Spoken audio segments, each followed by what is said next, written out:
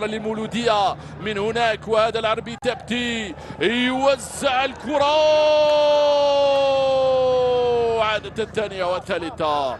يتدخل بوحلفاية، أكرم بوراسي يضع الكرة على الأرض، ما زالت لزوغرانا من هناك. العربي تبتي اطلبها في القائمة الثاني، زكريا نعيجي بقوة بقوة بقوة على الطائرة، وكما جاءت هذه الكرة لزكريا نعيجي. شاهدوا الفن، شاهدوا الروعة، شاهد التوزيع هنا. أوندي ديلور البوزلوف كما يسمى، ضربها براسه، خرجها المدافع بقوة. هنا لما يحكم، هنا سددها دفاع المولودية. العربي تابتي، انطلاقه في مرتده لاكرم بوراس، هنا طلبها كيبري، هنا طلبها كيبري، وصلته كيبري، وصلته كيبري امام لاعبين، يراوغ الاول والثاني. كره هدف نعم من ماذا ضيع زكريا نعيجي بعد انطلاقة كيبري المرتدة، ونحاله بالمليمتر. واش يزيد لك يا زكريا؟ كيبري رفع راسه، شاهد زكريا نعيجي لو يعيد اللقطة ربما سيجد المساندة. نعم، وصلت المساندة على الجهة اليمنى، التوزيع من زكريا نعيجي. دولار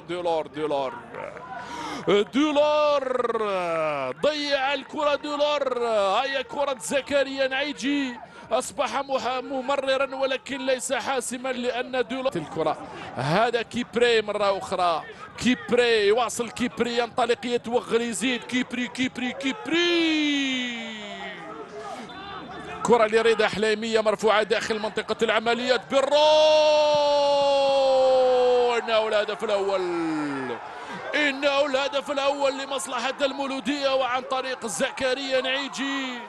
تفوق في الأولى بوحلفاية، رد الكرة بوحلفاية، قام بما يتماس. هاي الكرة هنا براسو مرزوقي، ردها بوحلفاية، فوجدت زكريا نعيجي. هاي الإعادة من زاوية أخرى سليمة إلى غاية اللحظة، سددها زكريا نعيجي.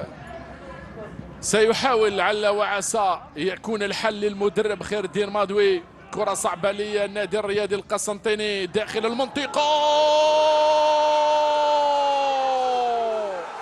عدل النتيجة، وضع الكرة هنا، رفعها بالمليمتر وضعها له، وبالراسية التي لم يقدر على ردها توفيق موساوي.